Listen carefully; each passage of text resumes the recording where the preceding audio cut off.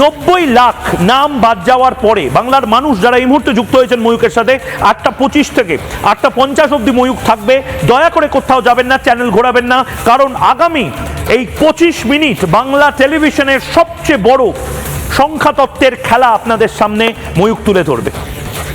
আমি আবারও বলছি, 5 টাকার কোল্ড ড্রিঙ্ক নয়, 5 টাকার হাজমোলা নয়, 5 টাকার মুড়ি মাখা নয়, 5 টাকার মিষ্টি নয়, 5 টাকার রসগোল্লা নয়, 5%, 5%, 3 to 5% যদি এখন যে অবস্থায় দাঁড়িয়ে রয়েছে, 90 লাখ ভোট বাদ চলে যাওয়ার পরে যে সংখ্যাটা, সেই সংখ্যা থেকে মোটামুটি 3 to 5% সুইং হলেই বিজেপি হয় ম্যাসিভ মেজরিটিতে জিতবে, নয় তৃণমূল কংগ্রেস ম্যাসিভ মেজরিটিতে জিতবে।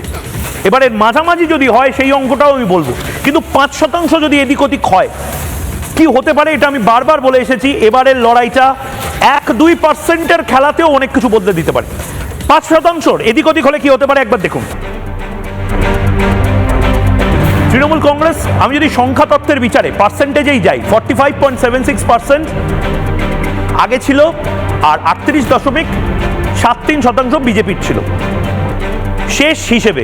এবার 5% যদি ভোট এদিক ওদিক হয়ে যায়, 5% ভোট যদি পড়ে যায় তৃণমূলের, আর সেই ভোটটা যদি চলে যায় মোটামুটি 3 থেকে 4% বিজেপিতে, তাহলে 5% গেইন যদি বিজেপি করে, 43.73% বিজেপি পেয়ে কিন্তু এখানে ব্যাপক মেজরিটিতে সরকার করবে। এটা হচ্ছে গোল্ডেন সিচুয়েশন। এটা বিজেপির যারা স্ট্র্যাটেজিস্ট তারা বলছেন গোল্ডেন সিচুয়েশন।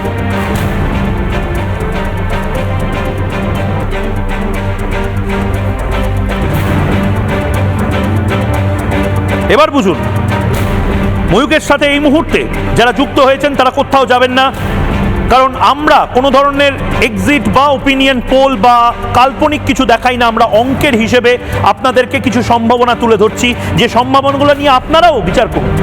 আমি যেটা দেখালাম 5%, আইডিয়াল 5% যদি শিফট হয়, প্রথমত হবে না, হওয়ার জায়গা নেই, কারণ তৃণমূলের 5% ভোটই কমবে আর সেই পুরো ভোটটা চলে যাবে বিজেপিতে, এটা হতে পারে না। তার কারণ বামপন্থীরা রয়েছে, বামপন্থীরা ভোট কাটবে, আসাদুদ্দিন ওয়েসির দল রয়েছে, যদি 0.5% ভোট কেটে নেয় বাংলার বিরাট ব্যাপার। তার সাথে হুমায়ুন কবির রয়েছে, সেও যদি 0.5% ভোট কাটে, নওশাদ সিদ্দিকীর দল রয়েছে, তারাও যদি বিরক্ত হয়ে গিয়ে মুসলমান সমাজ তাদেরকে ভোট দেয়, অনেকগুলো ইকুয়েশন রয়েছে।